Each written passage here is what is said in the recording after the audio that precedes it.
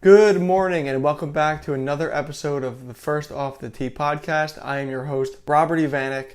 Today, the normal co-host Doug is not here, but we do have a very special guest coming all the way from the UK, and you're going to meet him in just a minute. But today is a special episode of the podcast.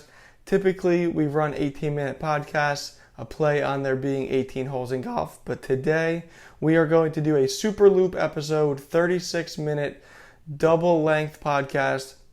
I don't want to cut our special guest short. So without further ado, I will hit start on the timer, and we have 36 minutes to get going. And I want to welcome you, or introduce you rather, to our guest, JT, Golf Mind Coach. How you doing, JT? Yeah, I'm really good, Robert, and thank you so much for giving me this opportunity to speak with you today, this morning. I know it's bright and early, 5:30 or something over in Florida. We're nice mid-morning, 10:30 here in the UK. But yeah, just absolutely delighted, and it's a shame that I can't meet your father today, Doug. Well, I was looking forward to having a chat with him as well, and I'm sure that at some point we can have another conversation. But yeah, just a huge thank you for letting me come on. Really, it's brilliant. Yeah, absolutely, JT. I think it's cool to tell everybody how we met, just simply through Instagram. This is really the power of the internet. You posted you had posted something online about I think it was like a weekly coaching idea or what you can do to improve your game of golf. It caught my eye. All I did was comment on your post, and next thing you know, we were chatting, and I said, "Hey, you should be on the podcast."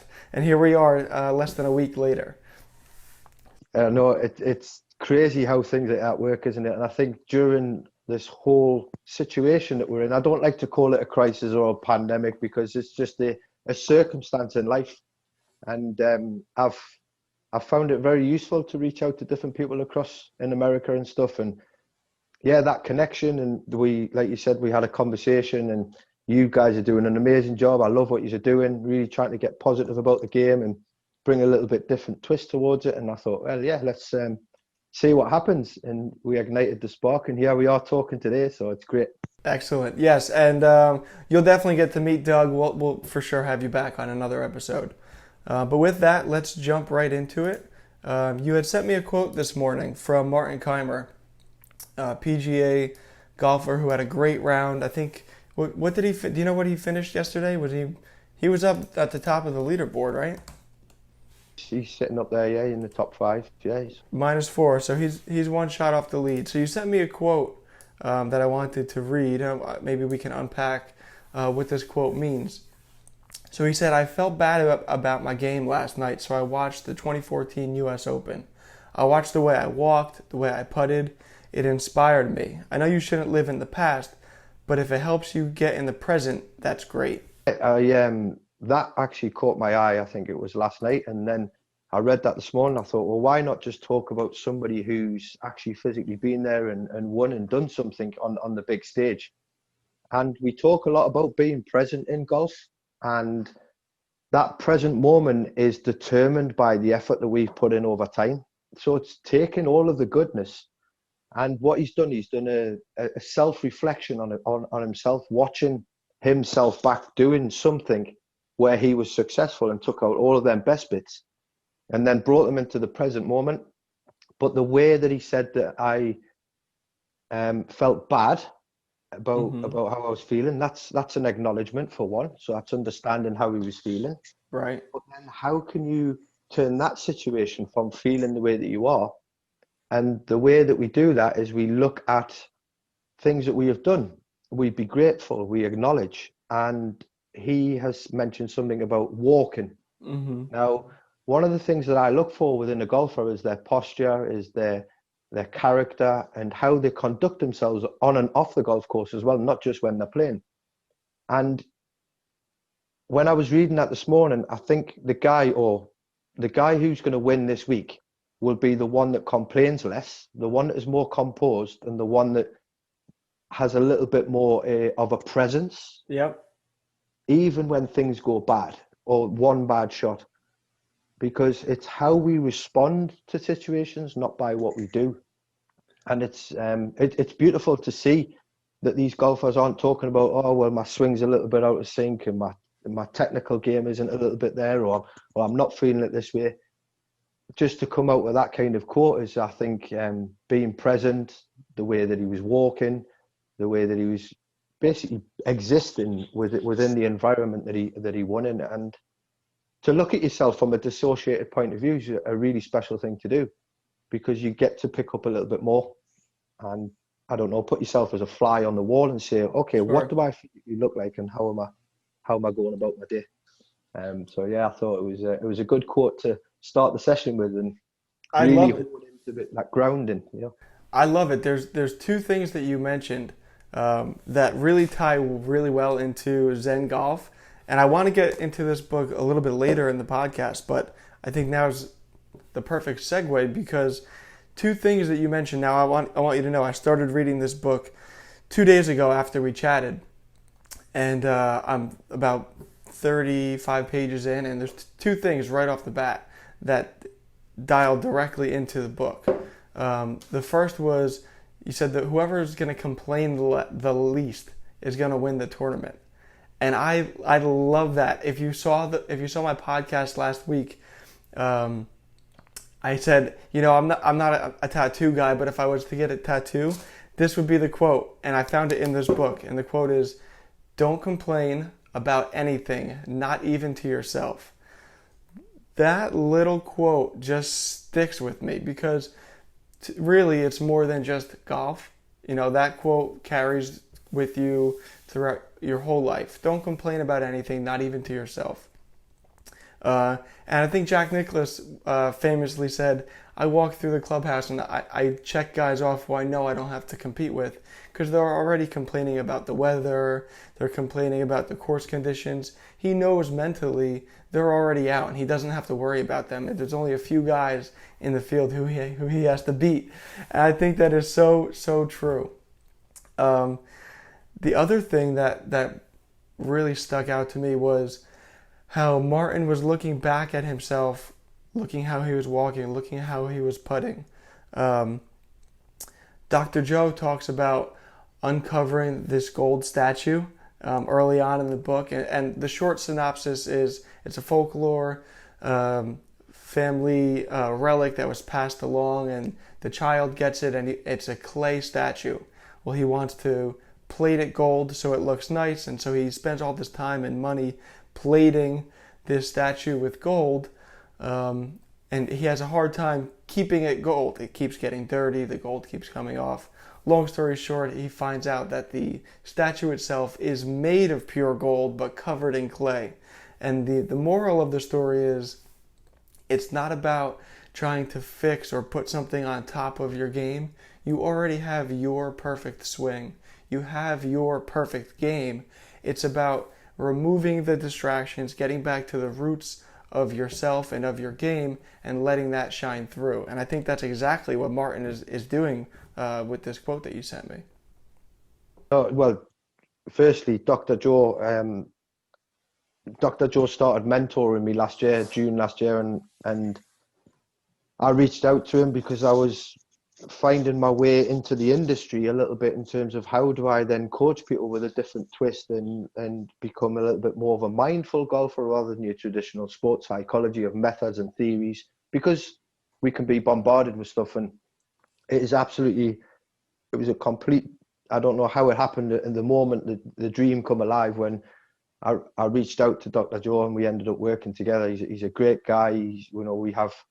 We talk once a month, and he supports and backs what I'm doing and trying to help people become a little bit more authentic with their game and original, because that originality is already there within our hearts, within our minds.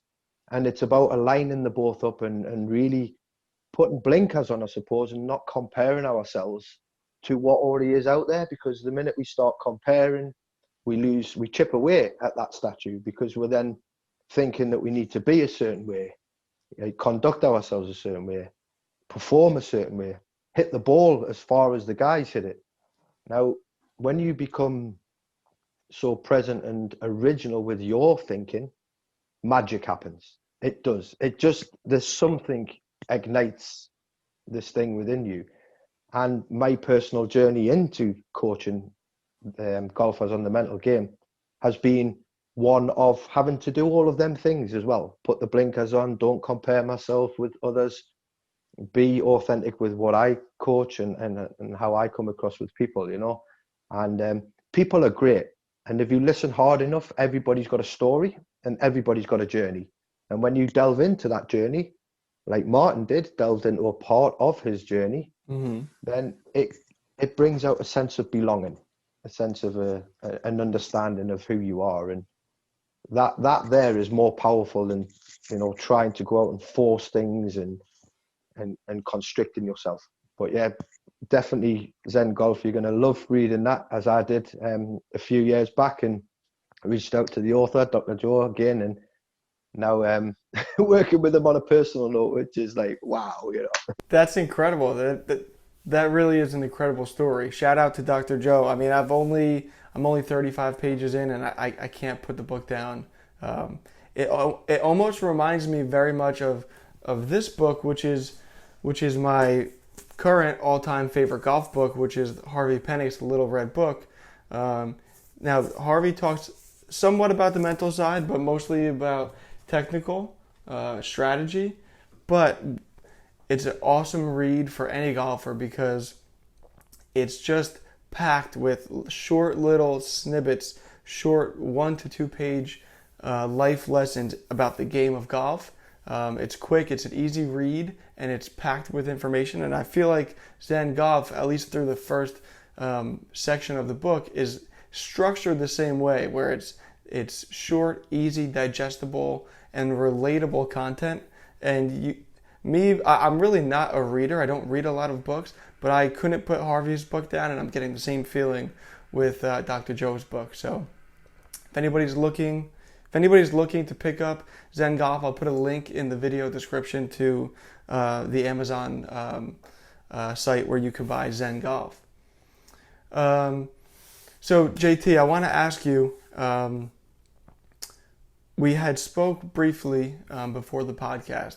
Something I'm very big on is having a positive mindset throughout life, but specifically on the course. So I want to ask you, what does it mean, or what does it look like, and what are the advantages of having a positive mindset when you're playing golf throughout all 18 holes? And maybe, if we have time, what are some of the negatives that may come along with having a negative, kind of pessimistic outlook when you're on the course? To remain at a positive mindset for a long period of time, from your warm-up to the drive to the golf course to actually physically playing your game, can be a very tiring thing. But accepting that things might not always go your way, and how you can sort of put all of the effort in leading up to the round. So as I say to my golfers when I'm working with them, as you're going to the golf course, switch off any electrical devices. Don't be bombarded by what's already out there. Really calm the mind and start to become a little bit more present on that drive. As you get there, take in the scenery a little bit, ground yourself to that position.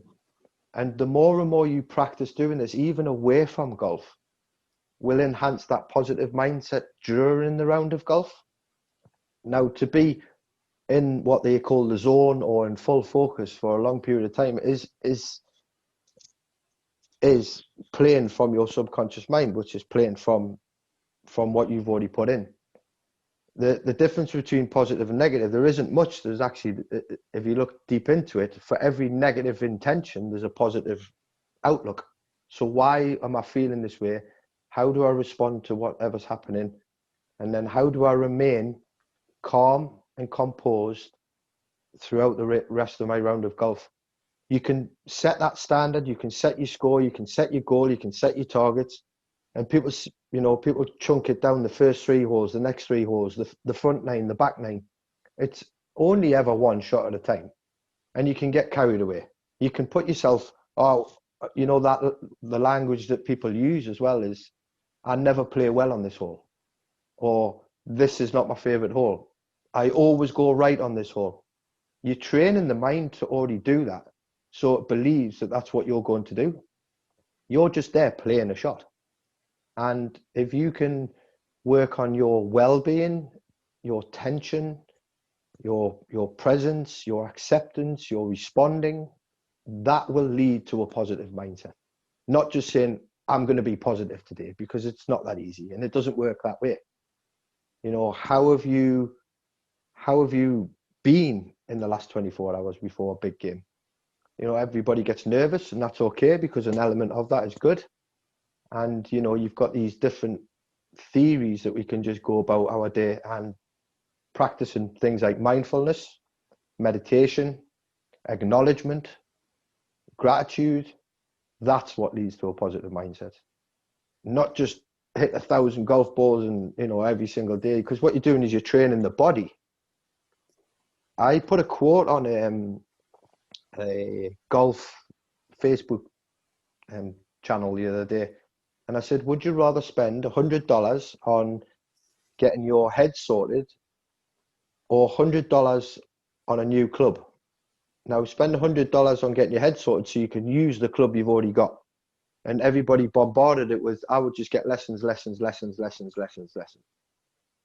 And mindset is what we call it in golf, and in sports, and in life, is becoming more and more apparent, and how powerful it can be. But it's not just about mindset. It's about your sense of belonging as well. But, you know, we are human beings, not Sure. human doings, and we're always trying to do. So sometimes just be what you can be and want to be and will be. You know, if you notice the words that I'm using, and some people say, well, I can't do that, I won't do that. And as soon as you tell yourself that, the mind's like, okay, well, don't do it then. So yeah, that's the way to get a positive mindset is firstly, get in the rhythm, get in the flow of life, become harmonized to who you are, and things will start to improve. That's that's wonderful. Actually, I never looked at it like that.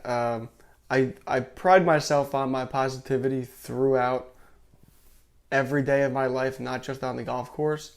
So I think I kind of have blinders to the subject because I'm lucky that I don't struggle with being negative on the course, but I have played with guys who give off this negative energy, and it does affect the whole round. It affects the whole group. Just the pressure and the tension in the air, you could feel it.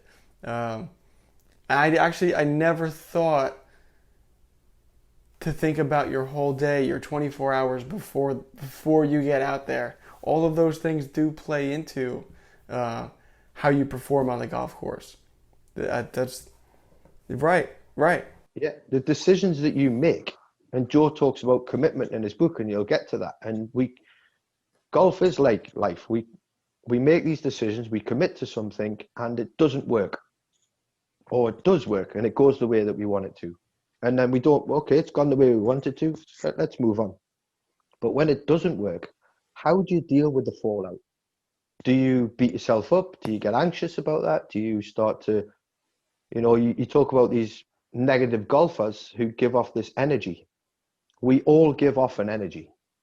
Now, if we can disseminate a calming energy from a bad situation, then that will come back at us, because everything goes out and everything comes back in. So everything starts from within.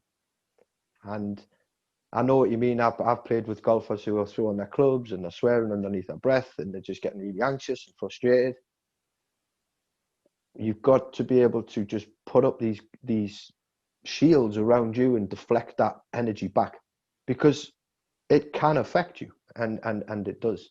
You see people being driven by circumstances, by what they see, especially what they see online. Like we're online now, and I think it's an amazing tool, but you've got to be careful of what kind of information that you're absorbing and what works for you, and go out and just test it and try it. If somebody said to me a while ago, nothing's believable in life until you test it. I believe that 1,000%. 1,000%. You can read all you want. You can read every strategy book, and this is beyond just golf. I've dove into the world of health and trying out different diets. And anytime I try something new or I start to talk to somebody about it, they're like, "Well, what are the benefits? How does it work? What are the drawbacks? Can you do this? Can you do that?" And I say, "Look, there's a different diet for everybody, and the only way to know if it works is to actually try it for yourself and see how you feel. That is the only true way to know if it works. Reading it in a book isn't going to tell you, oh, this is going to be the one for me.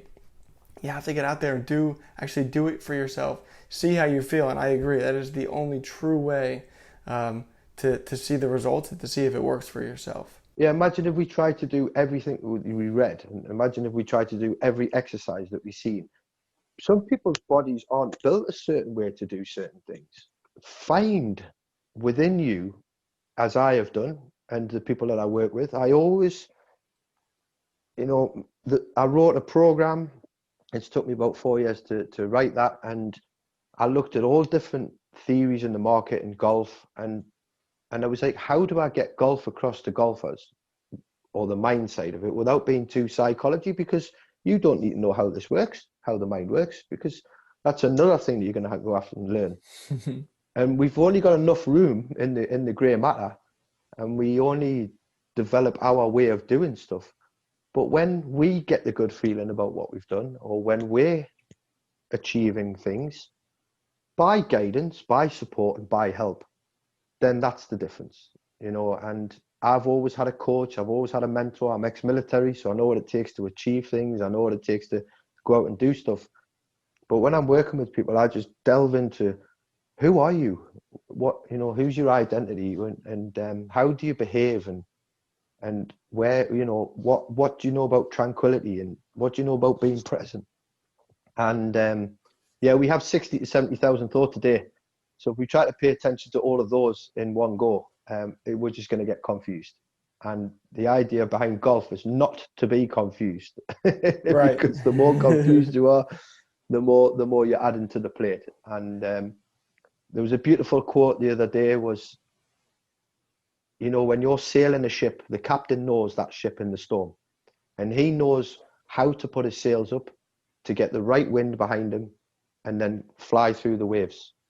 And sometimes he might put them sails up and the wind might be against him, but the next day it will pass. Nothing lasts forever, and everything does change. We're in an ever-evolving, changing world. So presently, coming down to a physical body, we see change all the time. And I say to people, be receptive to change, because it's going to happen. And if you think that what you do all of the time is always going to work, then you're not receptive to change. And in golf, it changes. How many times in 4 hours, Can you help me understand and help the viewers? We talk about mindfulness and being present in the moment. Do you have any tips or tricks, not tricks, but routines or practices? What can we do as somebody who never focused on the mental side of golf? Somebody who, let's take Doug, for example. I wish he was here, but he would say he's been playing golf for 40 years. For 40 years, he's been trying to work on the swing, the grip, the backswing. I don't think he ever intentionally took a look at his mindset and the mental side of golf. So to somebody who's trying to break into that realm, and somebody who's trying to get better and be more mindful, are there routines? Are there practices? What can we do? What can anybody do to try and become more mindful and become better at being present in the moment? So you don't have to meditate to become mindful. I'll do a little exercise with you now. Okay, Robert? Wonderful. Yeah, let's do it. So to become mindful and present of where you are, firstly, we have to anchor ourselves to where we are in this moment. So that is feeling the floor on your feet. Okay, the bum on the chair. Your posture, a little bit upright. Okay, which feels comfortable for how you're sitting. All right, some people say really straighten your back and get your shoulders up. Do it till the point where you can feel you are physically in that moment where you are now. Okay. The next thing we want to do is we want to look at how we're going to breathe, this thing that we do all day, every day. Now, controlling the breathing will help us anchor and focus the mind onto the position we're in at this time. But when we breathe, we want to breathe in and take that breath and fill the back of our body to where we are in this present moment. Not the front end. We want to be doing the core of us. So just before, as we are sitting now, you take your shot. In a pre-shot routine, one of the things that I do and work with on my golfers and adapt a new style, and Jason Day is great at doing this when you're watching me, literally physically blows his cheeks out, is that you've made up your mind about the wind, the club, you've got everything in your hand, you've done your practice swing. Now, the last thing you want to do is just take a really, really deep breath in, hold it, and release. You then step up and play your shot. Now, if you're playing 80 to 100 shots in your round, or 70s, if you're at that standard, you're only going to be doing this one big inhale round about anything between 70 to 100 times. That's only 100 breaths in 4 hours.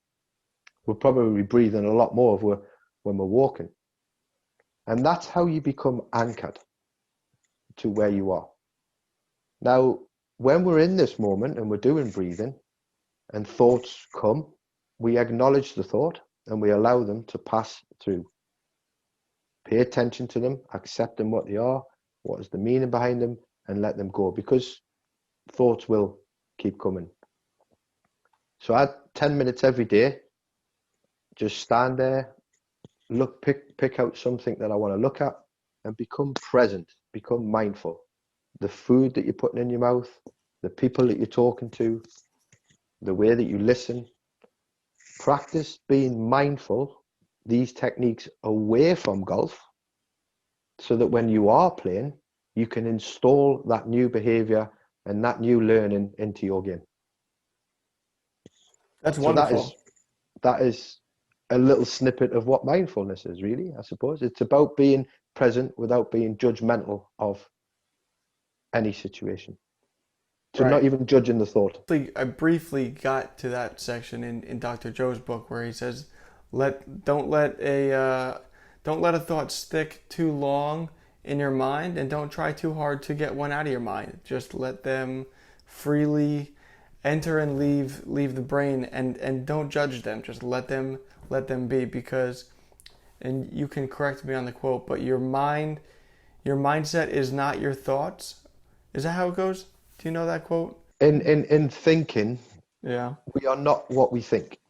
Right. If we were everything we thought. Right. Right. Everybody uses this buzzword, mindset, get in the right mindset, and everyone's like, oh, what does mindset mean? I'm going to look into that. Being in the right mindset takes a lot of time and practice and training, just like anything. And learning to accept thought, like Joe said, and let it flow. Bruce Lee, be like water, it always finds its way. It's about the flow of life, your energetic flow. And the more and more I've been practicing doing this stuff for probably 7 to 10 years now, really got into it a little bit deeper in about 2013. And it is a better way, I suppose, of understanding who you are. I love it. I absolutely love it. It's something that I've never intentionally worked on, but just that 5-minute exercise of taking a second, feeling the ground beneath you, taking that deep breath. It's something I want to practice, something I want to get into. So thank you for that tip. I'm certainly going to give it a shot. And what I like is, like you said, it's something that you practice throughout the day. It's not just for your golf game. It could be used through all parts of your life, whether you're at home, whether you're at work. Take 10 minutes and just be present in the moment. It's something I need to work on, because, like I said, I've never intentionally taken that route. But but I'm excited to try it. Thanks for that tip. No problem. If practicing 10 minutes of being mindful a day will increase your metabolism, your health, your awareness, your belonging. It's so many different studies done throughout time about the benefit of doing this stuff. And you can practice being mindful in your waking day. So the first 5 hours that you're awake, practice being mindful of what we've just done there for 2 minutes in them first 5 hours, and you've done it for your 10 minutes a day. Doesn't say when you've got to do it. Some people sit for an hour, some people sit for 20 minutes. I literally just put stuff away and I find something and I go and look and just, like a tree or a bit of nature, something.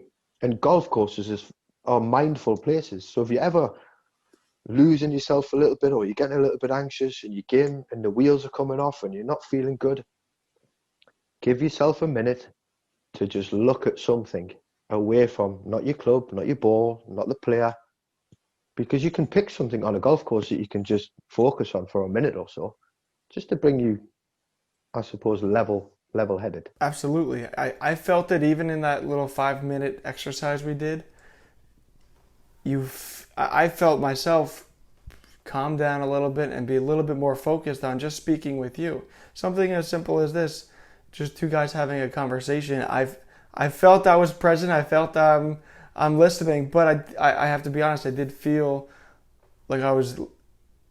I guess it's so easy to get wrapped up in what you're doing, and your thoughts just go a million miles a second. And if you don't take a second to stop, you can very easily get wrapped up and stay in that ever spinning mindset all day long. Yeah, you're right. I wrote a little article. It was called "Stop, Pause, and Be Present," and it was a pre-shot routine. So stop. You know when some people, they've hit the ball and they're worried about the lie of it, and they're worried about where it's gone, and they start using all of this thought energy leading up to walking up. Imagine how much time you've wasted.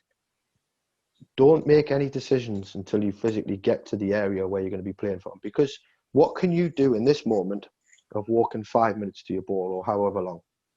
You have rounds of golf where you might be off the fairways and you spend a lot of time looking for your ball. That burns energy. Oh, where is it? What's going on? You know that feeling. Oh yeah. And you have days where it just goes down the middle and you've watched the flight of it and you're feeling good about yourself. Just as you're getting up to that ball, make a conscious decision of, okay, I'm going to stop now.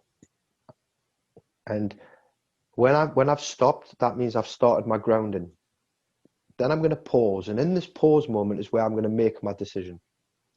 Then to become present, do the breathing exercise and then play your shot. And then step out of that routine, because to do that all of the time. And then once you've played your shot, you relax your shoulders, you're doing what you're doing, you're feeling good. And then you just repeat the process. And the more and more and more you do that, the subconscious mind is like, okay. But the more you go, oh no, oh yeah, where's my ball? Oh, what is it? It's got a bad lie. I don't know what it's. Oh, I've been blocked off by that tree. I've hit it too far left, or you just add in confusion. And it's a natural thing to do as well. People, we do it. It doesn't not go away. But what I'm saying is install and practice new things that can at least balance those thinking theories out. That's something that I struggle with, or let me say it like this, it's something that I want to work on. Not that I complain leading up to my ball, but I found, and it's a bad habit, as soon as I strike the ball, if it doesn't have if I don't hit it in the sweet spot, if it doesn't fly straight down the middle, if it doesn't go as far as I want it to go, immediately, sometimes while the ball is still in the air, I find myself verbalizing what I did wrong. Oh, I didn't follow through. Oh, I hit it fat. Oh, I pulled it. And it's a really bad habit, because I don't want to complain about anything, not even to myself, like that quote I said earlier. And I don't look at that as complaining. But now that I talk about it, I kind of am complaining before the ball even hits the ground. And I've recognized that I do this, and it's something I want to fix, because oftentimes it's not the perfect shot, but then I walk up to the ball. I'm in a good lie. I still have a nice shot to approach the green, and there's no reason why I still can't get away with, let's say, a par. And this scenario happens all the time. If I don't make the perfect swing, I verbalize it. I say, "Oh, I should have did this. I should have did that." And just reading a little bit of Dr. Joe's book, it's something that immediately I said, I need to stop this. This is a physical part of my game that I've recognized that I need to eliminate.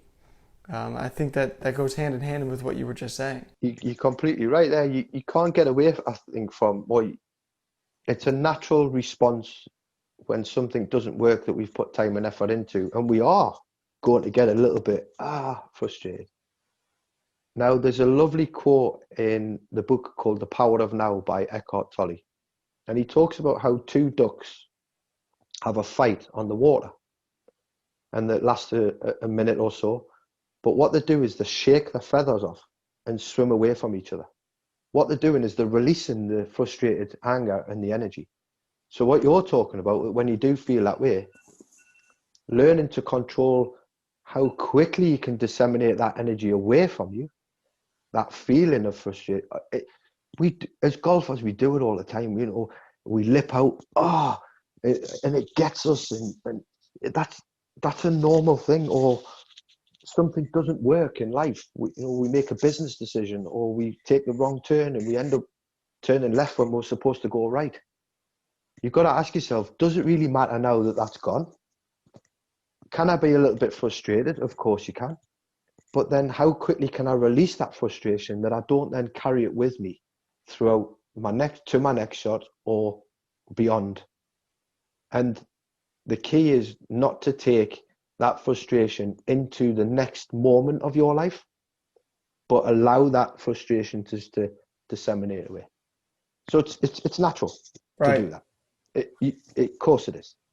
For people that don't get frustrated by lipping out or shanking the ball or not hitting the shot that they want to, but it's again how you respond to that frustration. Okay, I'll accept that, shake the feathers, the ducks, and move on, and you get better at doing that.